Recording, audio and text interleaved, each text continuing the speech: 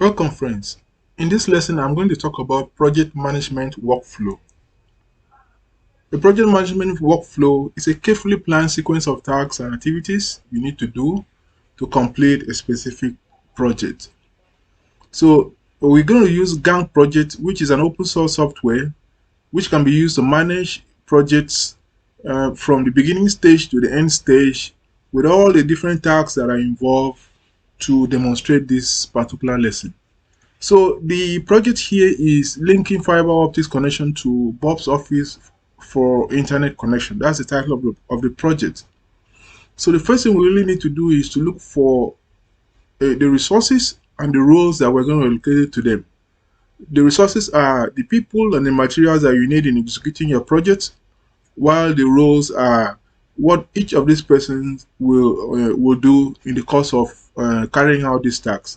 So you can see from here that Bob is the customer, Jill is a project the designer and the project manager, Fred is the IT technician, Mary is IT technician, and Sam is a laborer. So under the tasks and dependencies, let's really break down the stages of this project. For example, here you can see number one that Bill and Jill will chat about the design. Don't forget, Bob is the customer, the owner of the project, and Jill is the project manager.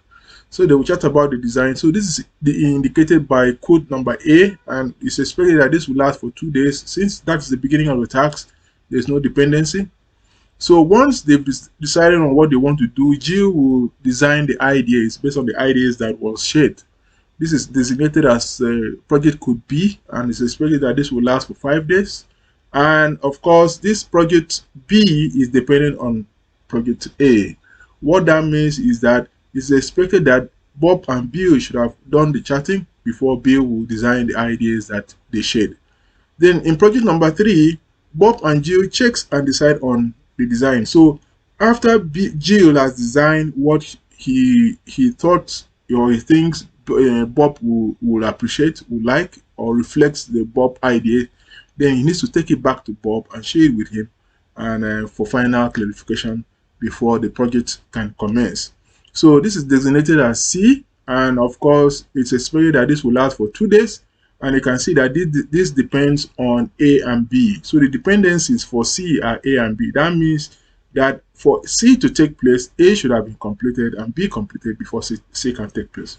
So once the design is decided upon, then Sam will be called upon to clean up the room and tidy the room for installation. So this is designated as project number D or code D, and this cleaning up is supposed to last for 2 days, and of course it's depending on the design being ready, which is C. Then of course, once the cleanup is completed, then we have Fred and Mary commencing running cables and installing and configuring servers. So this is designated as project number E, and the duration is supposed to be 10 days. And of course, before this E can take place, C and D should have been completed. So you can see that project number E, code E, is dependent on the design being completed and of course the room being tidied. Then everyone except Sam will review the work that is done. So at the end of 10 days, everyone will review this work, and of course here you see that this is designated as project F, and it's expected that this will last for 1 day, and that also depends on E, because before you can review the work done, it should have been completed or taken to a certain point. Then the last minute, based on the review, if anything is observed, then last minute touches will be done so that everything meets specification. So this is designated as project task G, and it's expected that this will last for 2 days, and of course that depends on F, which is the review. So once this is completed, then of course Sam will clean up the place, and this is designated as task H, and it's expected to last for 1 day, and of course that depends on the project, all the touches, observation that was made in G being done. So you can see that these are all the codes, the tags, the code as listed here, and of course these are the durations and these are the dependencies. So we're going to move ahead to illustrate this on the Gantt project environment. So I will go to my system now and open to my Gantt project. Then I will use it to illustrate all these tasks.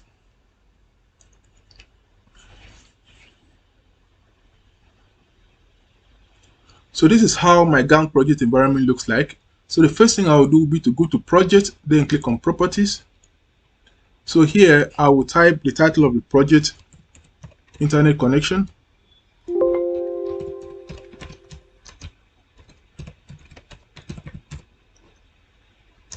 to Bob if you like, Bob's office. Organization, let's assume that it is called TCL network, www.tclnetwork.org.ng, extending fiber to Bob's.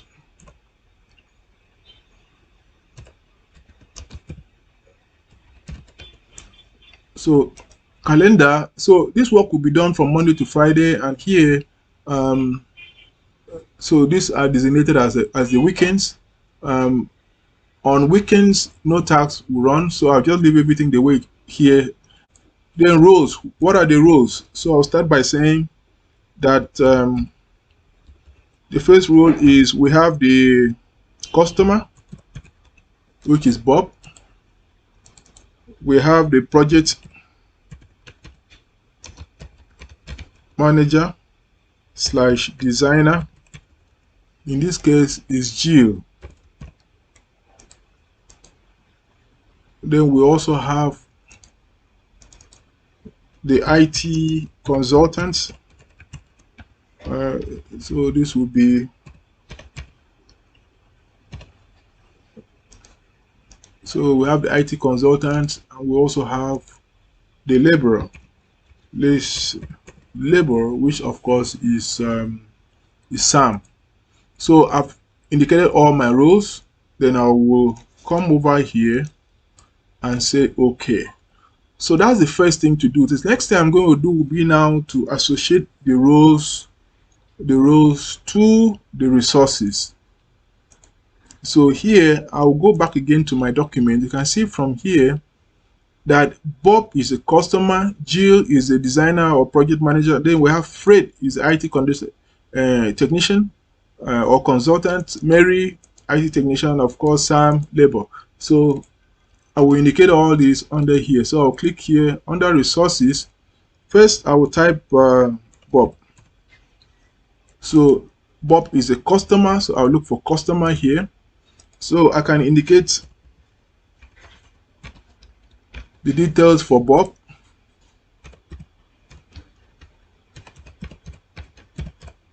So he's the one that certifies. So Bob will not be given anything because he's the owner of the project. So I'll click OK. I've defined Bob. So I've linked the resource to the roles. So I'm picking the second one. The second person is Jill. Jill in this case is the project manager slash designer. So I have for Jill at Gmail.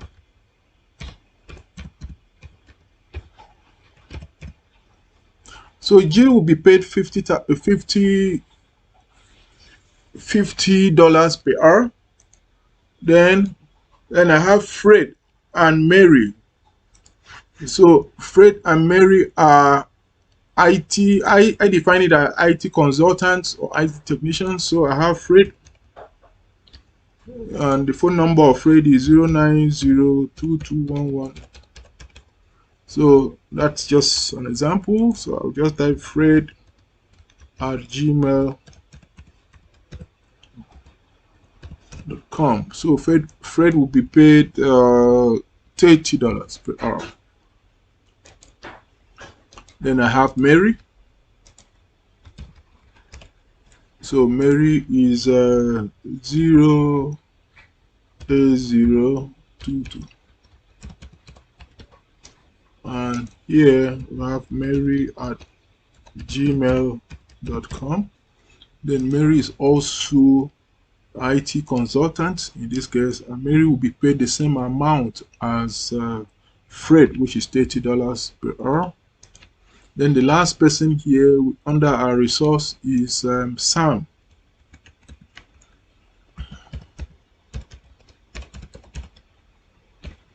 So Sam is the label.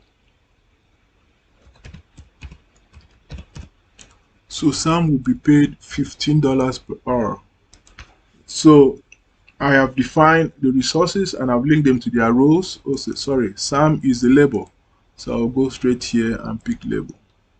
So the next thing I'm going to do now will be to move over to the Gantt environment and define the tags. So I have tags A, tags B, tags C,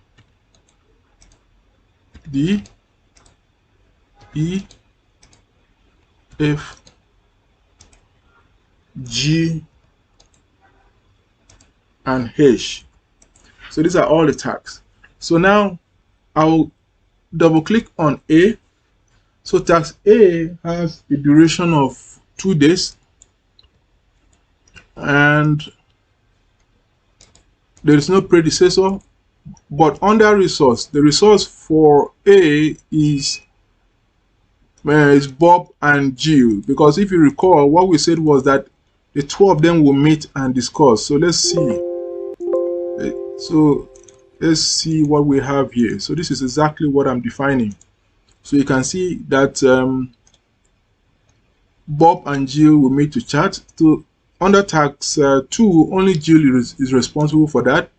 So, but don't also forget that the under here, the begin date for this project is on the 27th. So don't forget to mention that. So I'll move to B. So under B, the project B will last for 5 days. And the predecessor is A. And the resource is here. The only person that will do this job is Jill. So that's how it is. So I move to tax C. Tax C, let's see the people that will be involved here. So here, Bob and Jill. So Bob and Jill are the one responsible for C again. So I'll go down to so predecessor for C.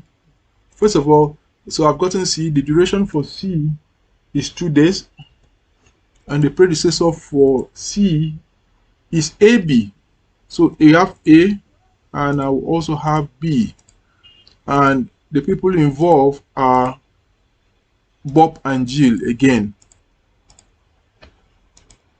So I'm following what I had already designed here on paper. So I'm through with this. So tax 4, only Sam will be responsible for this because he will clean up the room for installation to start. So I'll move to D, and this will last for 2 days.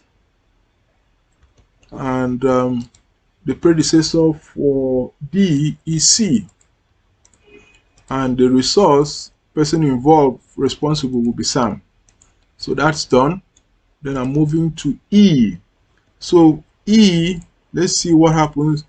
E is the actual setup. So Fred and Mary are the one responsible for this. Sorry, Fred and Mary are the one responsible for E.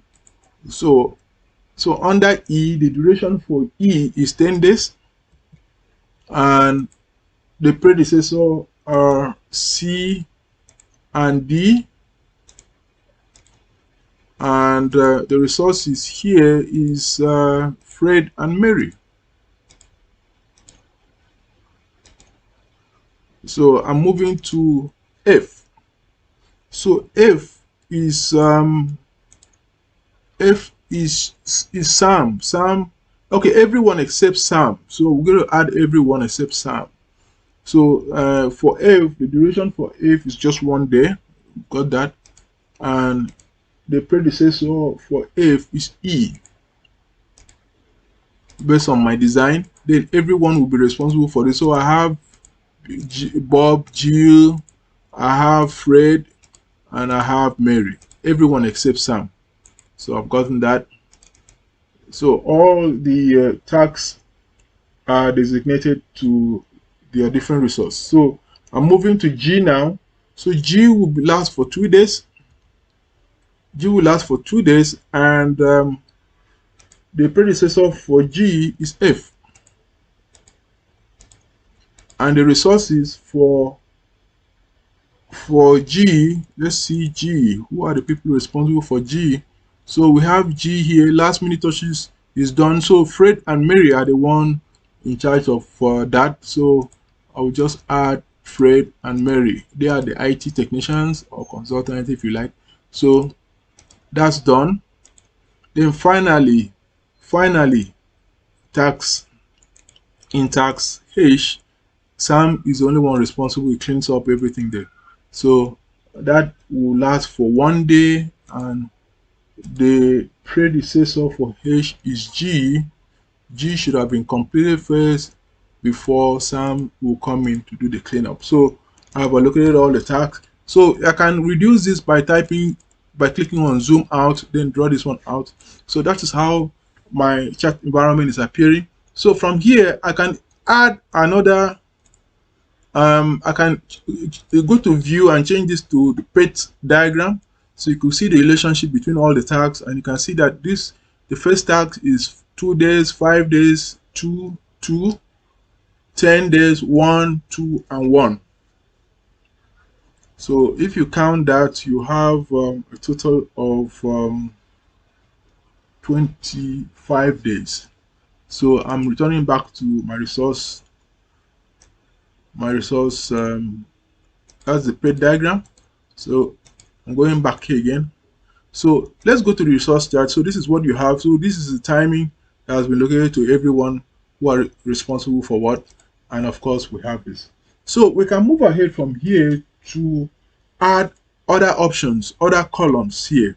For example, we have the name, which of course are designated by the code number, the begin date, and the end date. So we could just right click here and go to manage columns. So here I can decide to put duration. I can click on this, so the duration is appearing here. I can also decide to put predecessor so that I can see who is what is done before this. Then if I want to put the resources, I can also, you can put the resources there. So and I can also put the cost so that we know who is earning what. We know who is earning what amount based on the work they are doing. So that's how you attach the resources and the cost. Okay, so I've stretched this, so you can now see the name, the begin date, the end date, the duration, the predecessor, the resources, and of course the cost. The cost pay these are the amount that will be paid to all the resources that are responsible for this. Then of course we can move ahead from here to show the critical part. So the critical part here represent tasks that must be completed based on their duration if we will not have any overall delay in the execution of the project. So you can see that here, based on the way this was designed, all the tasks here are critical. So now that we've designed everything on paper, now that we've designed our work on paper and we've implemented it on a Gantt chart environment, so it's now the duty of the project manager to go to the field to now really see the actual work done and indicate the percentage of work done. For example, when you go to task A, you have to monitor it and be sure that you record the percentage of work done. Under progress, if 50% of this work is done, you have to come here and mention 50%. So you can see the design is done first before the actual monitoring. So if you indicate 50%, you can see the arrow here, drawing here, telling you that 50% of the work is done. So you monitor that. Once task A is completed and you are satisfied with it, you change it to 100%. So that's how it is. So once you have your 100%, that means that task is completed. Then you move to the next step, depending on the dependencies that you have. So all the tags, in all the tags, you have to manually indicate their percentages so that you know what was done and what's happening. And of course, like I said, you can add more columns to reflect the kind of report that you want to see in your analysis. So that's basically what you can. So you can see completion here, tasks that are completed. If you click on it, I've just added that column. So the system will tell you that task was completed. Let me see. So you can see from here by adding completion. I added completion by going to manage, and of course I clicked on manage. Then I now click on completion says show selected. So it's now showing that the different tasks that have been completed. You can see that 100%, the task A has been completed 100%, and on task B we are at 78%. So you can bring out anything. So you have to really rely on this column to see what you really want to bring out, and how you want your results, your result to appear. So that's basically what happens.